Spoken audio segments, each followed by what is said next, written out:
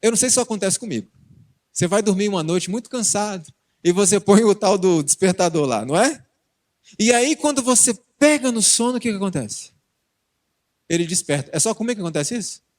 E você acorda e diz assim, mas peraí, eu acabei de dormir. É assim ou não é? Eu acabei de pegar no sono, o miserável já está despertando. O que aconteceu? Quando nós dormimos, a gente perde a noção do tempo. Por isso Paulo disse, olha, já é hora de despertar. Eu digo isso conhecendo o tempo. O apóstolo Paulo não estava dormindo. Agora, ele disse assim, a nossa salvação está mais perto de nós hoje do que quando a princípio cremos. Ele escreveu isso há 2000 anos atrás. Que a salvação estava mais perto. E hoje? 2000 anos depois. Quão perto está a nossa salvação? Irmãos, olha como a gente é. Quando é que um motorista sente a maior necessidade e urgência de colocar gasolina? Quando está na reserva. Ou quando já passou um bom tempo da reserva. Quando é, por exemplo, que um estudante sente a maior necessidade e urgência de estudar para uma prova? Na véspera, geralmente. Ou no dia, não é? E se ele pedir ao professor, adia a prova e o professor adiar, ele vai estudar na véspera de novo. É assim ou não é? Eu já fui estudante, já passei por sala de aula também. Quando é, por exemplo, que uma pessoa enferma sente a maior necessidade e urgência de finalmente buscar um médico? Quando ela percebe a morte se aproximando. Quando o caso dela é grave. Você já percebeu uma coisa? A gente só sente extrema necessidade de algo quando estamos à beira do colapso. E parece que na vida espiritual é do mesmo jeito. Veja uma coisa, surgiu uma pandemia aí em 2020. Irmãos, eu recebi um monte de mensagens. Irmão Leandro, como é que a gente faz a transição da cidade para o campo? Irmão Leandro, onde vocês moram, tem algum sítiozinho assim para vender ou para alugar? Irmão Leandro, a gente está... E depois a pandemia foi esfriando e eu entrava em contato com algumas dessas pessoas. Ei, irmão, como é que está o planejamento? A gente vai esperar um pouquinho mais. Parece que a gente só acorda quando vem o problema. Agora, o problema disso é que isso nos levará um dia a acordar tarde demais. Tem muita gente focado em profecias, em acontecimentos. A gente tem que estar atento aos acontecimentos, mas o nosso foco tem que estar no nosso preparo. Porque é possível que uma pessoa profundamente conhecedora de profecias acabe sendo pego de surpresa pelas profecias. Porque sabia tudo, mas não estava pronto, não estava preparado. Se eu dissesse para você hoje que você só tem 1 mês de vida, ou melhor dizendo, você foi no médico e foi exatamente o que ele disse. Eu pergunto, a sua vida seria diferente nesses 30 dias? Você leria mais a Bíblia? Iria orar mais? Acertar as coisas? Você iria a todos os cultos da igreja? Perceba uma coisa, isso é um problema geral de todos nós. A gente faria tudo isso se fosse nosso último mês de vida. A minha pergunta é, por que a gente não faz agora?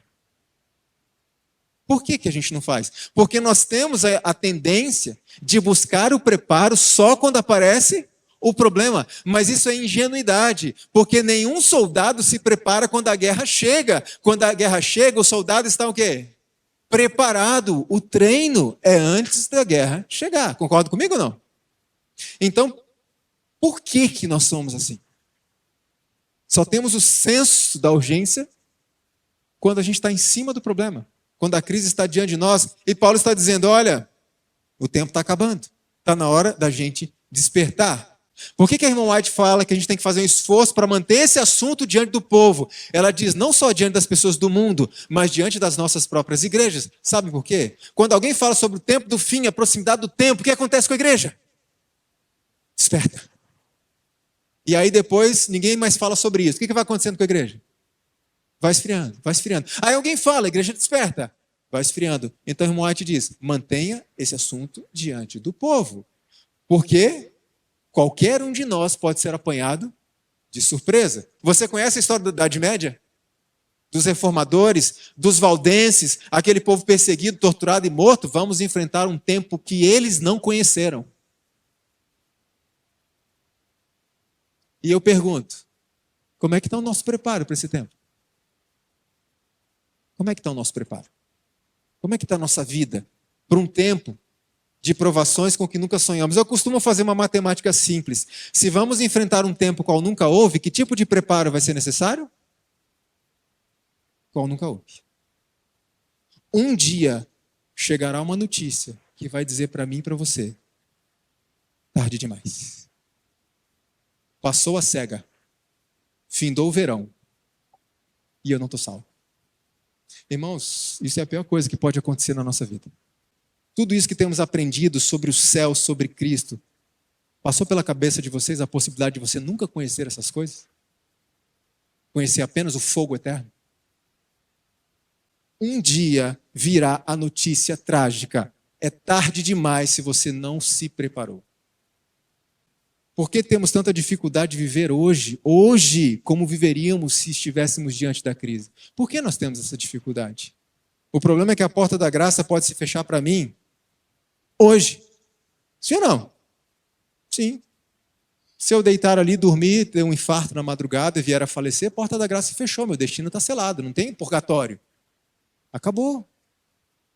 Então temos que estar preparados todos os dias. Vocês compreendem por que Deus permite catástrofes no meio do seu povo? Porque Deus permite calamidades? É por misericórdia.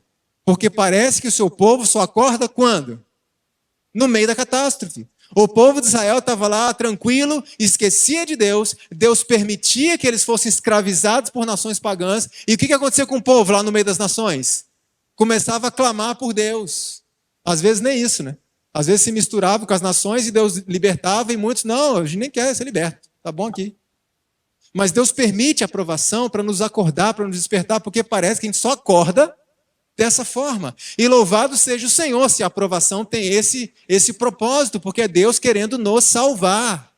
Cada acontecimento é um aviso de Deus, convidando sua igreja a despertar.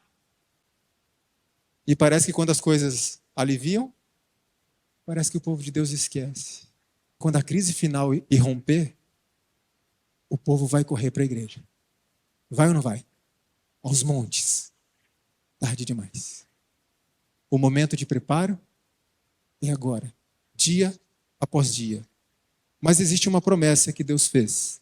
Aqueles que despertarem, que se prepararem, que buscarem, que tomarem decisões, que fizerem renúncias. E essa aqui é a promessa. O povo de Deus não estará livre de sofrimento. Mas conquanto perseguidos e angustiados, não serão abandonados a perecer. O Deus que cuidou de Elias não desamparará nenhum de seus abnegados filhos. Aquele que conta os cabelos de sua cabeça, deles cuidará. A Bíblia diz que seu pão lhe será dado, suas águas serão certas. A Bíblia está falando de quem?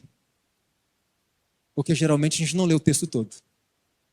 O texto todo diz: aquele que tampa os seus ouvidos para não ouvir falar de derramamento de sangue, e fecha os seus olhos para não ver o mal, este habitará nas alturas. A fortaleza das montanhas será seu alto retiro. Seu pão lhe será dado e suas águas serão certas. Quem são essas pessoas que serão sustentados, protegidos e até alimentados por Deus? Aqueles que tampam os seus ouvidos e fecham os seus olhos para não verem e nem ouvirem o mal. Essa promessa não é para todos. É apenas para os abnegados.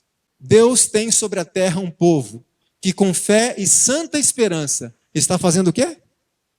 Acompanhando o rolo da profecia cumprir-se rapidamente e buscando purificar a alma na obediência à verdade, a fim de que não sejam encontrados sem as vestes nupciais quando Cristo aparecer. O que são as vestes nupciais? O que é a veste? O caráter. O caráter apropriado para participar das bodas. As vestes da perfeita justiça de Cristo. E nós sabemos que a perfeita justiça de Cristo e as suas vestes não servem para encobrir pecados não confessados e não abandonados. Mas por mais perfeito que uma pessoa possa ser na vida cristã, ela continua dependendo dessas vestes para ser aceita. Porque a nossa justiça para Deus não serve. Não é que Deus não liga para a justiça. Ele está buscando preparar justos. O que a Bíblia diz é que a nossa justiça poderia até ser perfeita. Para Deus, ainda não serve.